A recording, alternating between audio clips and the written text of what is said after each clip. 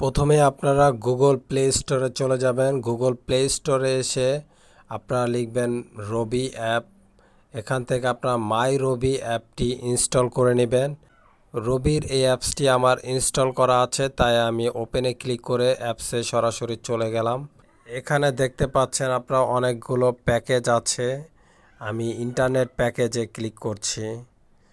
Internet প্যাকেজে click করার পর এখানে আপনারা দেখবেন 7 দিন, 30 দিন, 3 দিন, 15 দিন এবং আপনার 3 ঘন্টার প্যাকেজ এখানে আপনারা দেখতে পাবেন।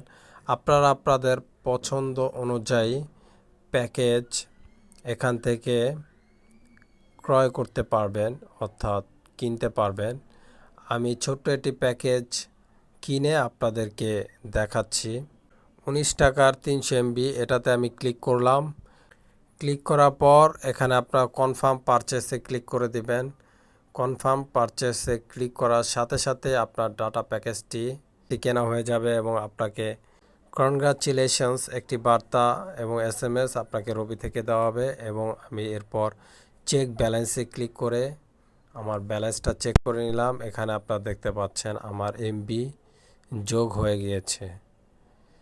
তো এই ছিল আজকের ভিডিও।